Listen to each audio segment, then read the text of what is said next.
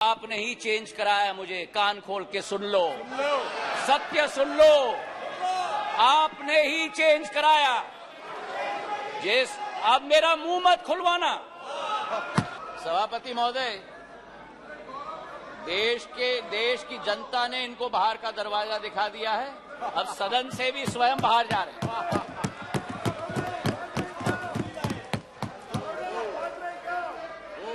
इन्हें तो सभापति महोदय अपने अविश्वास प्रस्ताव पे स्वयं ही विश्वास नहीं है।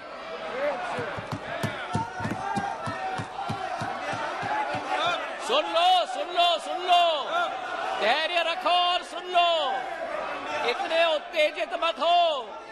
जो देश की जनता ने परिणाम दिया है वो स्वीकार करो। अब सभापति महोदय, इनके जो एक समूह है I.N.D.I.A घमंडिया समूह 140 करोड़ जनता के हृदय में स्थापित इस देश के प्रधानमंत्री के प्रति जो शब्दों का उपयोग विपक्ष के द्वारा किया गया है, मैं मानता हूं कि सदन के सामने नहीं लेकिन देश की जनता के सामने इन्हें माफी मांगनी चाहिए। आज जो दृश्य हम देख रहे हैं अध्यक्ष महोदय, कि अविश्वास प्रस्ताव के आधार पर,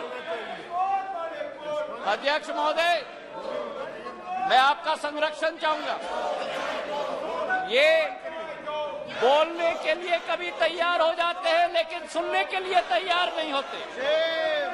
न देश की जनता की ठोक कर 2 बार चुनाव में नतीजा हजम करने के लिए तैयार है, न सदन की बात सुनने के लिए तैयार है।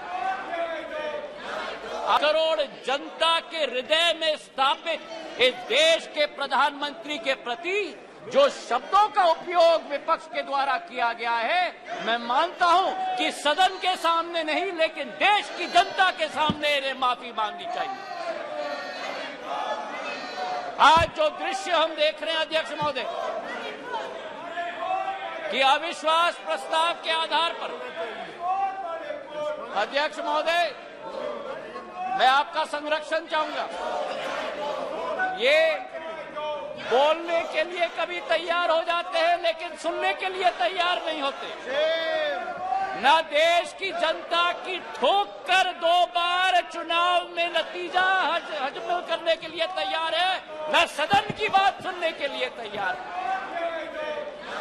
आज जो स्थिति उत्पन्न हुई है अध्यक्ष महोदय, जो अविश्वास प्रस्ताव लाया गया, सर आपका संरक्षण मैं चाहता हूं, इनको कंट्रोल किया जाए। देश की जनता ने तो अपना पूरा परिणाम इनके चेहरे पे दिखा दिया। जो जनता के सामने नहीं कर पा रहे वो आज सदन में बैठ के कोशिश कर रहे हैं करने के लिए। जो अविश्वास प्रस्ताव इनके द्वारा यहां लाया गया, यह अविश्वास प्रस्ताव मणिपुर की बात नहीं है। मिशन मणिपुर के आड़ में ये अपनी राजनीतिक रोटियां सेकने के लिए आज यहां उपस्थित हुए हैं। पिछले 2 दिन से मैं सुन रहा हूं अध्यक्ष महोदय, हम इनको भी बता दें कि अगर ये इनका बर्ताव रहा तो इनकी बात भी इस प्रजातंत्र के मंदिर में हम सुनने नहीं देंगे। पूर्ण रूप से स्पष्ट करना चाहते हैं अध्यक्ष महोदय, जो इस क्षेत्र में और इस सदन में प्रस्तुतिकरण हुई है, ये वो बादल है जो गरजना चाहते हैं लेकिन बरसते नहीं। ये वो बादल है जो चर्चा में रहना चाहते हैं लेकिन चर्चा सुनना नहीं चाहते। अध्यक्ष महोदय, आज अध्यक्ष महोदय ये अविश्वास प्रस्ताव जो लाया गया है, सारे आवश्यक विमर्श एक तरफ रखे गए हैं और इनकी हद एक तरफ है। हमारे देश के प्रधानमंत्री ने जब राहुल गांधी जी ने सदन में कहा कि प्रधानमंत्री के लिए मणिपुर हिंदुस्तान का भाग नहीं,